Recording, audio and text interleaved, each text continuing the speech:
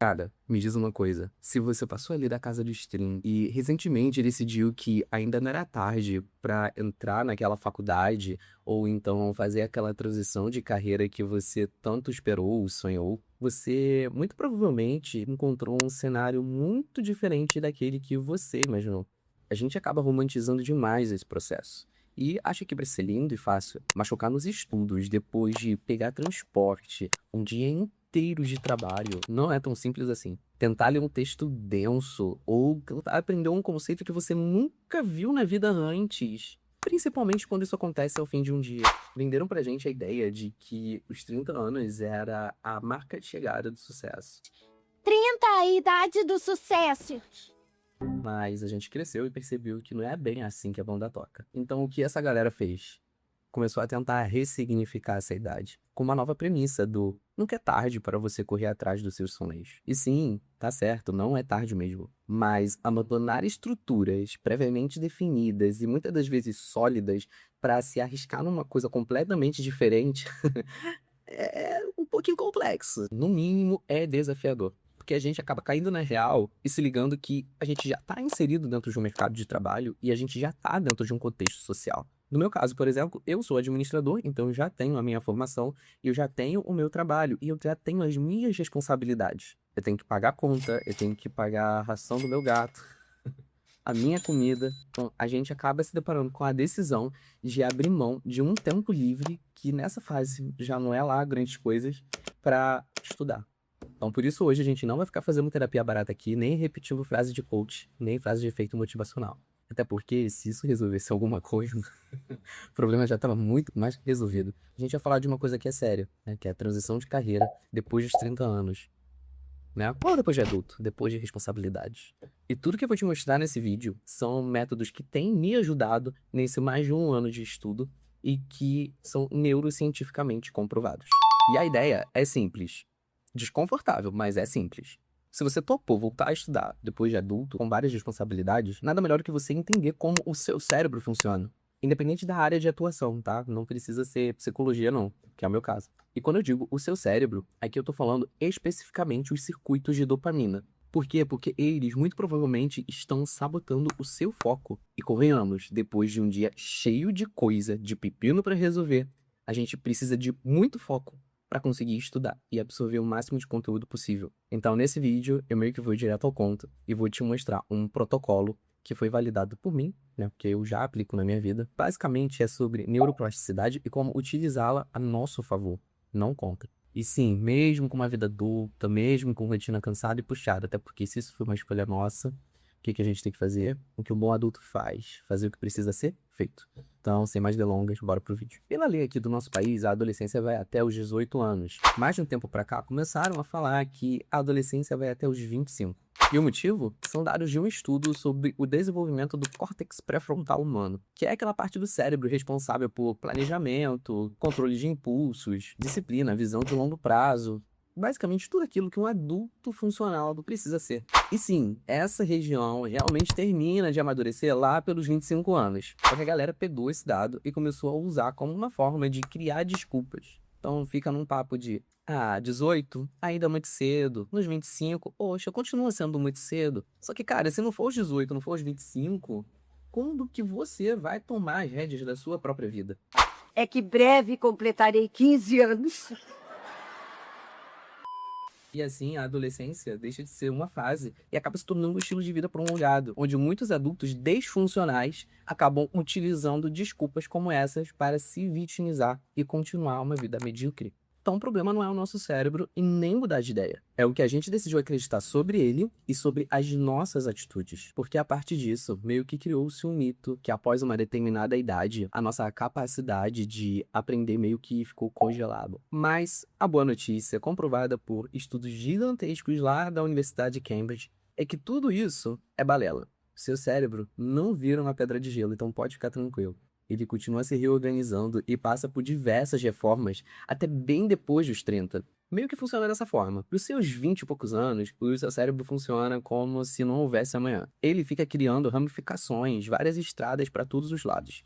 Ele tá testando conexões e consumindo informações soltas. Mas, quando a gente passa dos 30, o corpo percebe que a gente precisa começar a economizar energia. Ele meio que começa a ficar um pouco mais criterioso naquilo que ele vai, de fato, desperdiçar a energia dele. Então, o que ele faz? Ele para de abrir caminhos aleatórios por aí e investe pesado em asfaltar aquelas estradas que você utiliza mais. O sistema meio que faz uma troca dessa criatividade ilimitada por gestão de eficiência. E é daí que surge um termo chamado inteligência cristalizada, que nada mais é do que a sua sabedoria como um adulto ganhando forma. Então, se de noite a sua cabeça ficar patinando de um lado para o outro para tentar aprender um conceito novo, isso não significa que você está menos inteligente. Significa que você está tentando estudar usando uma tática dispersa de um jovem de 18 anos. Em um cérebro que agora, aos 30 anos, foi desenhado para ser prático e focado. Só que a gente não pode culpar só o amadurecimento natural do nosso corpo. A gente precisa olhar o ambiente em que a gente está inserido. E diga-se de passagem, é um ambiente super conectado. Pensa no seu dia. Você passa horas resolvendo problemas no seu trabalho. Você fica olhando fixamente para telas. E quando o expediente acaba, a nossa força de vontade está lá no chão, é zero. E para onde o nosso corpo, que está procurando um conforto rápido, acaba se direcionando para o buraco negro das redes sociais e dos vídeos curtos. E aqui a gente precisa, sim, falar sobre dopamina e entender qual é o papel dela nessa jogada toda. Ela não é só o hormônio do prazer de quando você atinge uma grande meta. A dopamina é o nosso combustível pela busca. Ela existe para te manter focado na expectativa de que algo bom vai acontecer se você fizer o seu trabalho. O problema é que quando a gente passa horas rolando o feed, recebendo estímulos rápidos de graça, a gente acaba anestesiando o nosso cérebro. A gente acaba ensinando para o nosso corpo que só vale a pena fazer alguma coisa se a recompensa for instantânea, rápida e com pouco trabalho. Nenhum trabalho, né, no caso. E a consequência disso é que quando você chega cansado para ler um artigo mais denso da sua faculdade ou assistir uma aula mesmo, você bate de frente com uma parede de concreto que a biologia chama de fricção límbica. E essa resistência pesada, aquela preguiça dolorosa de começar, não quer dizer que você não tenha capacidade. Ela é apenas a energia física absurda que o seu cérebro adulto precisa gastar para sair daquele conforto quentinho da dopamina barata e abrir caminho para que um novo conhecimento venha a se instaurar. Então, beleza, a gente já entendeu como a nossa máquina funciona. Então, como é que a gente resolve isso na prática? Passo número 1. Você precisa deixar o seu ego de lado. Isso significa que você vai adotar um comportamento de mente de principiante. Nós, adultos, morremos de medo de falhar em alguma coisa, de não sermos bons em algo de primeira. Só que isso trava o nosso aprendizado. Então você precisa ser um estoico de verdade diante dessas adversidades. Aceite essa dorzinha mental de não conseguir reter tudo de primeira.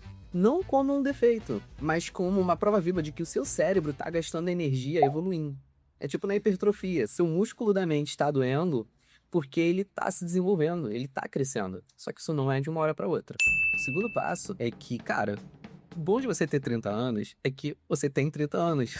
Você é um adulto, você tem a sua experiência e você vai utilizar isso a seu favor. Então, ao invés de você lutar contra o seu cansaço e ficar dando uma retada contra a parede, o que você vai fazer? Agir com inteligência, sabedoria. Você vai jogar as próprias regras do nosso jogo, que a gente já conhece. Você sabe cumprir meta no seu trabalho, não sabe? Se você tá empregado, é porque você faz isso. Então, o que você vai fazer? Você vai pegar aquele tempo de estudo e você não vai ficar sentado a tarde inteira estudando direto ou à noite e quebrando a tua cabeça sem chegar a lugar nenhum. Você vai dividir em pequenos blocos de 40, 45 minutos.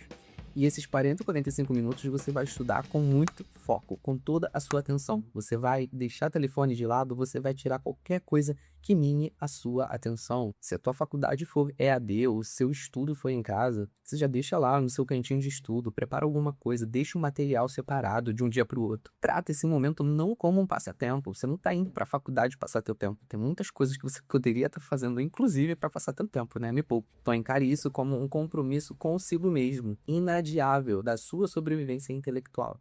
E o terceiro ponto, que é inegociável, faça uma limpeza de estímulos. Se você quer ter fôlego para mergulhar num assunto difícil ao fim do dia, você precisa blindar a sua atenção logo assim que você acorda. Então, nada de você pegar o seu telefone e já atacar um soneca, ou então começar a receber estímulos baratos de dopamina nas redes sociais. Comece a conviver consigo mesmo e tolerar o tédio. E comece por coisas pequenas mesmo, desde aceitar o silêncio da manhã. Quando você permite que todo esse canal artificial dê uma secada, você vai perceber que aquela vontade genuína de voltar a aprender ainda existe dentro de você. E olha, eu tenho que admitir que voltar a estudar depois dos 30 é um trabalho de formiguinha, muitas vezes solitário e incompreendido. Principalmente quando você olhar para o lado e ver tantas pessoas acomodadas com as suas próprias mediocridades. E você aí, nadando contra a correnteza em busca de algo melhor para você. Pode parecer que não, mas isso incomoda muita gente. E se você puder levar alguma coisa desse nosso bate-papo de hoje, que seja isso. Sua capacidade de aprender não some depois que você vira adulto. A diferença é que quando a gente é criança, aprender já é algo natural, faz parte daquela fase. Agora, na vida adulta, isso é uma escolha diária e exige disciplina. E essa responsabilidade é 100% sua. Ninguém pode fazer isso por você. Meu objetivo aqui foi te dar ferramentas reais para você ir fundo e virar esse jogo. E se esse papo mais pragmático faz sentido para você, então se inscreve aqui no canal e faz o seguinte, comenta aqui embaixo qual é a sua maior dificuldade hoje, o que mais vem tirando o seu foco. Eu acho que são bons exercícios para a gente perceber que nem toda experiência é única, na verdade quase nenhuma é. Então é isso, meus amigos, um grande abraço para vocês, até o próximo vídeo, tenha um bom dia e haja com retenção. Tchau!